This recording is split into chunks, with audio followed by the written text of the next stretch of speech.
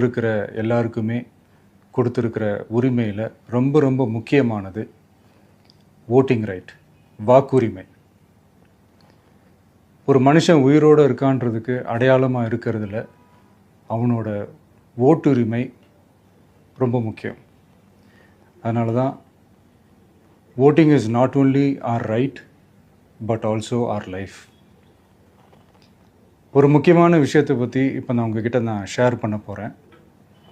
இது நான் ஃபஸ்ட்டு கேள்விப்பட்ட உடனே எனக்கே ரொம்ப ஷாக்கிங்காக தான் இருந்தது. இப்போ நான் பேசிகிட்ருக்கிற இந்த நேரத்தில் தமிழ்நாட்டில் இருக்கிற நம்ம யாருக்குமே ஓட்டு போடுற உரிமையே இல்லைன்னு சொன்னால் நம்புவீங்களா?